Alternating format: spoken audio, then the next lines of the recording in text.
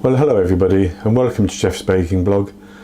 Today I'm going to be making a rustic loaf. It's a very basic loaf with bread flour, yeast, water and a little bit of sugar to help activate the yeast, and then some salt as well.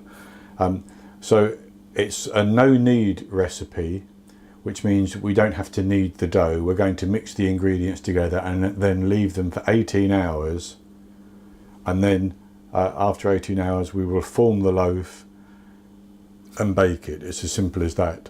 So for the ingredients, I have 410 grams of strong white bread flour, 285 millilitres of warm water, it's about 110 Fahrenheit, 43 Celsius, and into that I'm going to put a teaspoon of sugar and 6 grams of yeast, and then I'm going to give that a bit of a stir around to break the yeast up and dissolve the sugar. Then I'm going to leave that for 10 minutes for it to activate, and once it's activated I'll come back and we'll mix that into the flour, and that will be it until tomorrow. Okay, so I've let the yeast activate in the warm water for 10 minutes. So now it's a question of pouring it into the flour. We're going to mix that around until we have what they call a shaggy dough, basically.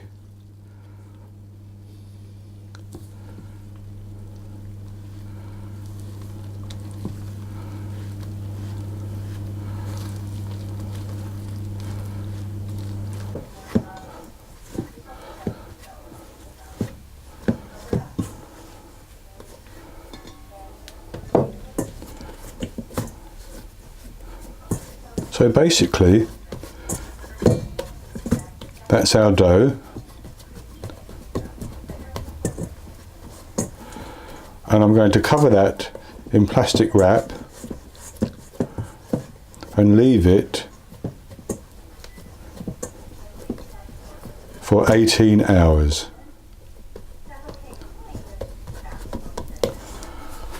And then in 18 hours we'll go on to the next step, which is simply forming the loaf, heating a Dutch oven and baking it. So I'll be back with you tomorrow and we'll go on to that step. So now it's the next day. My dough has been resting for 18 or 19 hours, and I have my oven preheating now at 230 Celsius, that's 450 Fahrenheit, and in the oven I have my large casserole dish or Dutch oven, so that's going to heat up to temperature. That's going to take the dough once we've formed it into a loaf. So the first thing to do is to flour the work surface, and then we take our dough, and as you can see it's nice and bubbly, and what I'm going to do is I'm just going to sprinkle over the top of that my teaspoon of salt, and then I'm going to put some flour on top as well, just to help me get it out of the bowl, and you can use a scraper if you want to pull it out and onto the floured surface.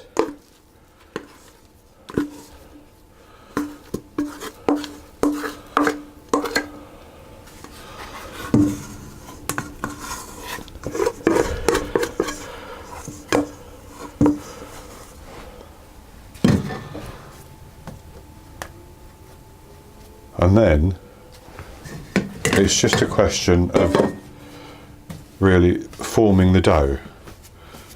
So we start off by turning it over to coat it with flour.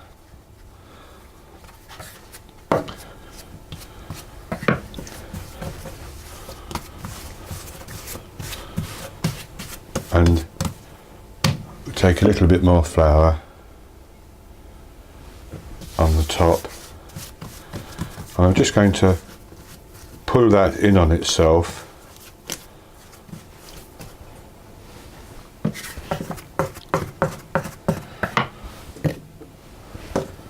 Make sure the work surface is liberally floured, otherwise it will still stick.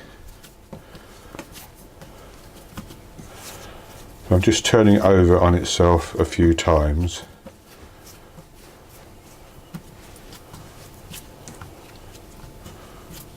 Like that. And then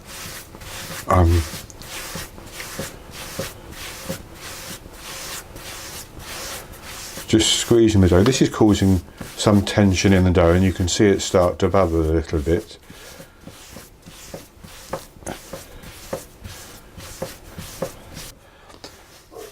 And what I'm going to do is just push that flour aside and sprinkle some semolina. You don't have to, you can use flour. But I'm just going to sprinkle some semolina like that. And this is particularly useful if you have a cast iron casserole dish which is not enamelled. Mine is enamelled, so that's fine, but the cast iron ones can stick, and the semolina will help it not to stick while it's baking. So I'm going to cover that and leave it until the oven is up to temperature. Then I'm going to take it and put it into the oven. Now you could slit it with a razor if you want to, on the top, just to allow the air and steam to come out and help it to rise, or you can leave it as it is and it will form its own split if it needs to. I'm going to put it into the Dutch oven with the lid on top and put it back in the oven and bake it for 30 minutes. And after 30 minutes I'm going to take the lid off and put it back and allow it to bake for a further 15 to 25 minutes so that it's brown to the colour that I want it to. Then I'll take it out and I'll come back and I'll show you the result. Okay, well I'm back with you, and I baked our loaf for 30 minutes and then I took the lid off the Dutch oven and baked it for a further 15 minutes. And as you can see and hear, it's nice and crusty, and I've actually cut it and it's you can feel how crusty it is there, or you can hear how crusty it is there. So I'm just going to take a little bit of spread, because that's how I prefer to eat my bread, and take a taste.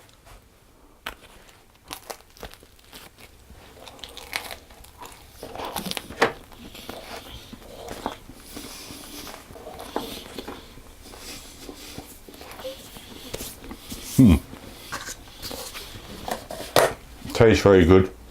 A nice tough crust to it. It rose nicely as well. So that's going to be it for this recipe. I hope you've enjoyed it, and if you have, please give me the thumbs up below the video and click to subscribe to my YouTube channel. In the top right hand corner of the screen there will be an eye that you can click on to take you to the recipe, and I'll also put a link to it below the video as well. And I'll be back with you with another recipe in the very near future. So until then, happy baking.